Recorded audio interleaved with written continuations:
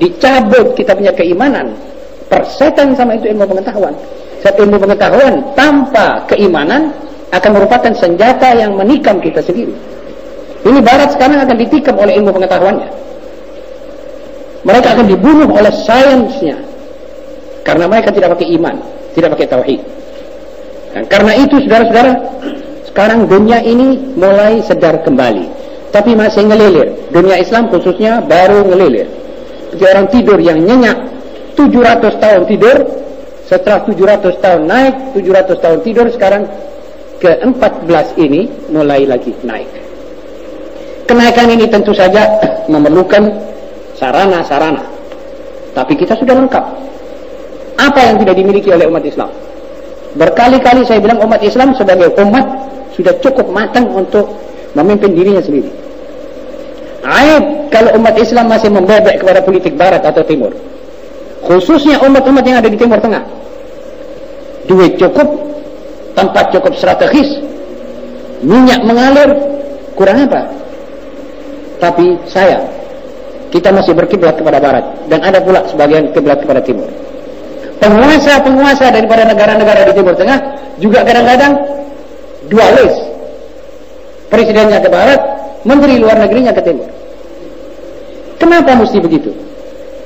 Tidak mempunyai self-standard, tidak mempunyai kepribadian. Apa sebab begitu? Sebab kepribadian sudah dilunturkan.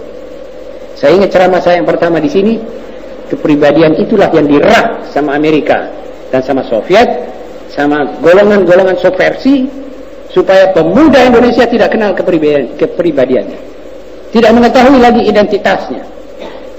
Lantas mereka berkiblat kepada apa yang dilihat dalam film-film, apa yang didengar dalam suara-suara radio dan TV, apa yang dibaca dalam koran-koran dan majalah. Itu saja, dan itu menyesatkan.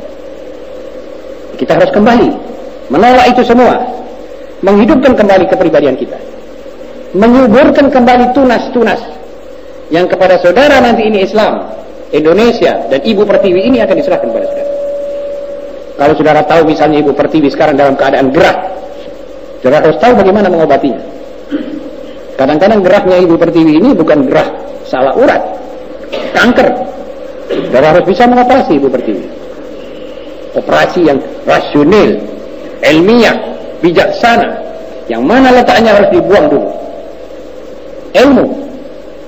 Yarfa'illahu alladhina amanu minkum walladhina utul ilma darajat. Di sini ilmu. Tanpa ilmu ini dunia akan berantakan. Karena itu saudara-saudara, sekarang di mana-mana umat Islam sudah mulai sadar. Cuma kadang-kadang ada subversi-subversi dan orang-orang yang meneriakkan sesuatu yang tidak ada, mengada-ngadakan sesuatu yang tidak ada. Ini kadang-kadang perlu dikasihani, saudara.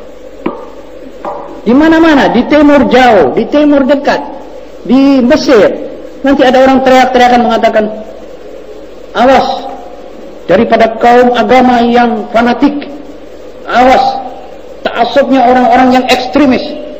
Ini tidak pernah disebutkan di Tuting. Mana itu? Apa yang dimaksud itu? Itu durnoisme, itu hasutan, itu licik, itu licik. Itu menunjukkan kepada orang itu bangkrut, tidak mempunyai sesuatu yang ditawarkan.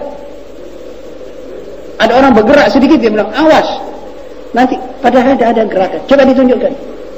Di Indonesia ada golongan-golongan tertentu yang akan menyelewengkan Pancasila, yang akan membelokkan arah ini. Mana itu orang? Kenapa tuan-tuan tidak menunjuk dengan gentleman, mengatakan ini orang-orangnya, dan hukum tembaklah mereka, habis, selesai. Tapi ini adalah psy-war, dan ini yang dijalankan oleh Zionis internasional. Ini yang paling pintar gini, ini Zionis, ahli seperti Bechin, Dayan. Orang-orang CIA ini tergolong 75% orang-orang Yahudi. Dia orang mempunyai keahlian dalam soal ini, dan saudara-saudara hati-hati terlibat dalam ini.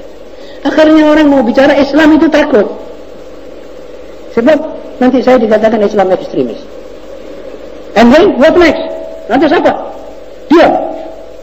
melandalah durjana dan awut-awutannya dan semeriwutnya setan-setan yang bertopeng manusia di mana-mana ini. Apakah ini yang kita inginkan di Indonesia? Berkuranglah darahnya Ibu Pertiwi akibat daripada isapan sana isapan sini, dan finish. Kalau sudah darahnya, kalau sudah likusitnya sudah ada, mau diapain lagi itu? Tutup usia ini Ibu Pertiwi, waliyadbillah min dzalik. Ini perlu kita sadari. Kita tidak segentar selama kita berjalan baik, selama kita jujur, selama kita mempunyai ideologi yang tepat dan baik, selama kita berpegang pada ideologi-ideologi yang mantap, jangan gentar, jangan khawatir. Itu sudah biasa. Dipakainya ejekan. Itu Khomeini gila. Ejekan. Itu bahannya orang yang bangkrut. Saudara tahu itu manusia tua yang berserban. Saudara tahu serban hitam yang tua itu menggetarkan Eropa. Galeri Giska Desta mengatakan satu-satunya orang yang saya pernah lihat antep kalau bicara dan kalau khutbah, kalau apa, orangnya antep. Dia bilang orang-orang seperti itulah. Jadi ini orang bukan orang gila, orang waras. Tetapi sebenarnya memang begitu. Itu teori jahiliyah. Nabi Muhammad SAW mengalami zaman jahiliyah, bukan? Dan jahiliyah ini bukan lawan ilmiah. Jahiliyah adalah orang yang mau bertahkim dengan otaknya dan hatinya dan emosinya untuk keuntungan dirinya dan untuk keuntungan golongannya, minus Tuhan, minus agama. Ini jahiliyah. Nabi Muhammad SAW juga persis dikatakan majnun. Kemudian tidak mempan itu lalu dijawab lagi, kalau begitu ini orang tukang sihir, sahir, majnun, kazzab. Dia bilang ini orang kazzab. Nabi yang mereka kenal dari bayi sampai umurnya 40 tahun tidak pernah dusta. Mereka juga pernah menitipkan dokumen-dokumen mereka kepada manusia yang menjadi lawan utamanya ini. Mereka pernah menjadikan dia adalah imam dan pemimpin untuk mengatur pemberesan peristiwa perkelahian Arab, suku-suku Arab di Ka'bah. Kok lantas dikatakan sanjat-sanjat ini orang kadzdzab?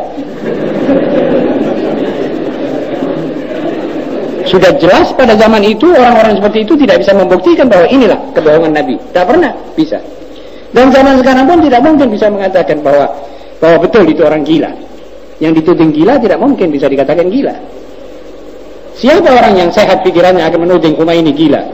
Sedang ini perbuatannya tidak gila sama sekali. Dan tidak mungkin itu orang gila. Itu orang ulama, itu orang Quran. Karena dia pegang Quran, kita bilang dia gila. Ini hasud, ini derengki, dan merupakan endapan dari ajaran imperialis dan ajaran-ajaran kolonialis zaman Belanda yang tiap berbau Islam diejek. Sampai gambar-gambar dulu itu nanti kalau ada orang yang jijik, kotor, tangannya gudikan di dalam buku yang saya pernah baca dulu, Roodwijk and Blau. Itu nanti kalau ada gambar orang gudikan, nanti dipakaikan kopiah haji, itu dibilang ini haji atau ini orang Arab, ini gini, gudikan. Supaya anak-anak di Algemene Middelbare School apa itu menjijikkan ini. Itu teori-teori imperialis. Tiap orang sekarang orang malah mengatakan orang-orang yang ulama ini harus dilihat apa sebenarnya isi hatinya. Betul-betul, dan ini dibuktikan. Sekarang 55 negara hadir dengan ceramah dan diskusi dengan para ulama di Iran. Mereka mengetahui apa sebenarnya ulama Islam. Saudara-saudara, jadi saudara-saudara mesti tahu ciri-ciri subversi. Pertama, subversi tidak maukan pemuda sesuatu bangsa berpolitik. The first. Boleh saudara lihat di mana saja subversi mesti mengatakan kepada pemuda jangan berpolitik. Abdel Nasser, Sadat mengatakan pada pemuda-pemuda mahasiswa tidak boleh kamu berpolitik. Politik adalah di parlemen. Parlemen yang kami bentuk, parlemen yang kami tunjuk. Itu politik. Artinya kalau dijabarkan politik adalah aku. L'État est moi. Negara adalah aku. L'État c'est moi. Negara adalah aku. Napoleon Bonaparte, Nero, persis itu. Mereka paling anti kepada pemuda atau golongan-golongan yang mau berpolitik. Lantas orang bertanya, kalau pemuda tidak berpolitik, pemuda akan dipolitiki. Ini kaidahnya. Ini 2 kali 2 4. Kalau pemuda tidak berpolitik, dia pasti akan dipolitiki orang lain. Dan ini tidak jujur. Ini ciri pertama. Ciri kedua, main api agama. Tiap subversi. Sekarang di Mesir, hampir terjadi clash fisik dengan orang-orang Kopti, orang Islam. Di tempat-tempatnya umat Islam, ada satu orang bilang, saya tobat. Ini baru saya baca dalam majalah Al-Ma'rifah. Ada satu orang, katanya dia pernah jadi bandit dan mursal. Akhirnya dia mau tobat, pergi ke kantor Ikhwanul Muslimin. Sesudah pergi kantor Ikhwanul Muslimin, dia tinggal sana, diterima, diajar, dia seperti biasanya. Tahu-tahu dia meninggalkan satu tas kecil dan dia pergi lapor ke polisi, mengatakan di kantor Ikhwanul Muslimin ada 4 bom. Akhirnya diparani oleh polisi, ketemu betul bom, ditangkap Ikhwanul Muslimin, dipecah belah, ada yang di Al-Jizah, ada di Al-Liman, ada di penjara itu, penjara ini. Akhirnya setelah diselidiki, diketemukan bahwa ini adalah fitnah. Orang itu yang bawa, orang itu dicari, tidak ketemu. Akhirnya ketemu. Setelah ketemu, diketahui bahwa dia Salibis. Mengedu antara kaum muslimin dengan pemerintah, dengan Abdal Nasir, dengan Sadat. Jadi kalau Sadat punya kekuatan ini diadapkan kepada umat Islam, Yahudi akan cepat melanda sebab umat Islam mayoritas. Jadi bermain-main api agama ini ciri-ciri kaum subversi. Yang ketiga, seperti tadi, yang meneriakkan sesuatu yang tidak ada demi membuat satu kisruh, satu curiga mencurigai. Jadi siapa yang sebenarnya ini Islam fanatik? Siapa yang sebenarnya Islam ekstremis? Masing-masing takut dia yang kena tuduh. Akhirnya hancur semua ini. Ini siasat Zionis internasional dan subversi. Jadi mereka memancing-mancing itu dalam air yang keruh nanti. Kalau bisa menangkap ini atas dasar apa yang dia suarakan, gelap itu. Seperti tadi. Di Turki, demikian juga. Di Iran sebelum revolusi. Persis, malah lebih berat. Malah pakai Safak. Safak itu dipimpin oleh jenderal-jenderal Yahudi, Israel, dan jenderal-jenderal Amerika dari CIA. Karena itu, saudara-saudara, ada 2 Yahudi baru dibunuh di Iran. Karena 2 Yahudi dibunuh di Iran, seluruh dunia protes, termasuk Paus Paulus. Dia tidak tahu apa pekerjaannya 2 orang Yahudi ini. 2 orang Yahudi ini yang menghubungkan CIA dengan Amerika, dengan bekas-bekas Safak yang ada di Iran. 2 Yahudi ini membiayai suatu penyelidikan di beberapa angkatan bersenjata dan menghubungkan dengan putri Ashraf, adiknya Syah. Akhirnya ketangkap dan dibunuh. Dunia protes. Biadab. Yakni maksudnya 2 ular ini biarkan di situ. Wahai Iran, siapa mau itu 2 ular dipiara di negerinya? Ini duduknya masalah. Sampai pos, Carter, PBB, sidang. Tapi 50 orang Arab dibunuh. Dan malah tiap pagi Israel membokol orang-orang Arab di Lebanon dan masuk ke Jordan. Tidak ada apa-apa. Tidak ada protes. Sebab yang mati Muslim. Ya ini yang kita maukan memang. 3 wali kota, yang 2 tidak punya kaki akibat disaboter kakinya di daerah tepi barat Jordan, sungai tepi barat Jordan. Itu katanya Israel, ya sudah ini salah. Dunia bilang ya itu kesalahan, harap diselidiki betul-betul dan saya sanggup membayar kerugiannya. Cuma itu saja. Jadi ini saudara-saudara, saudara bisa tahu inikah keadilan? Inikah yang dikatakan keadilan? Saudara sebagai Muslim harus the worst. Saudara harus serius.